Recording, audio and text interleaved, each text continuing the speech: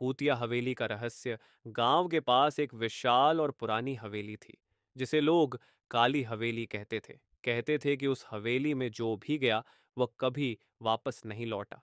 दशकों से हवेली वीरान थी, लेकिन उसके बारे में रहस्यमयी कहानियां पूरे इलाके में मशहूर थीं। रवि, एक जिज्ञासु और निडर युवक, ऐसी कहानियों पर बिल्कुल विश्वास नहीं करता था।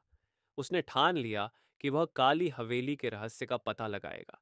गांव वालों ने उसे बहुत रोका, लेकिन रवि ने उनकी बात अनसुनी कर दी। एक चांदनी रात में अपनी टॉर्च और एक बैग के साथ वह हवेली में घुस गया।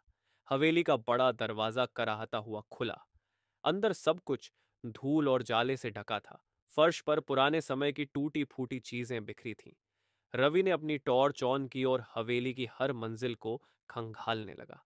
कुछ भी असामान्य नहीं था, जब तक कि वह हवेली के सबसे ऊपरी कमरे में नहीं पहुंचा। उस कमरे में घुसते ही उसे ठंडी हवा का एक झोंका महसूस हुआ।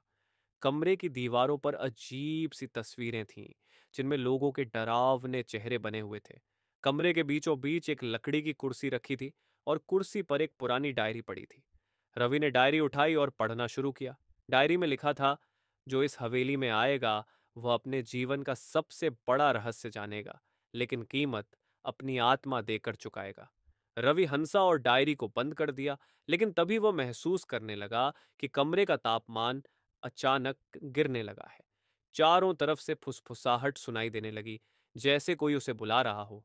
अचानक कुर्सी अपने आप हिलने लगी। रवि ने अपनी टॉर्च से रोशनी डाली तो देखा कि कुर्सी पर अब एक सफेद साया बैठा हुआ था। वह साया धीरे धीरे आकार लेने लगा और एक बुजुर्ग महिला के रूप में प्रकट हुआ। उसकी आंखें लाल और गुस्से से भरी थीं। महिला ने गूंजती हुई आवाज में कहा, तुमने मेरी चेतावनी को नजरअंदाज किया। अब तुम्हें यहां से बाहर जाने की इजाजत नहीं है। रवि ने भागने की कोशिश की, लेकिन कमरे का दरवाजा अपने आप बंद हो गया। दीवारों पर बने चेहरे अब जिंदा लगने लगे और रवि को घूरने लगे। फर्श के नीचे से आवाज आई, हम सब की तरह तुम्हें भी यहां रहना होगा। अगली सुबह गांव के लोग हवेली के बाहर जमा हुए। दरवाजा खुला था, लेकिन रवि का कोई पता नहीं था। जब गांव के कुछ लोगों ने अंदर जाने की हिम्मत की, तो उन्हें वह डायरी मिली, लेकिन इस बार डायरी में आखिरी पन्ने पर लिखा था, अब मैं भी इस हवेली का हिस्सा हूं। जो इसे पढ़ रहा है उसे सावधान रहना चाहिए। उसके बाद कोई भी उस हवेली के करीब नहीं गया, और हवेली में अक्सर रात को किसी की चीखें सुनाई देती हैं।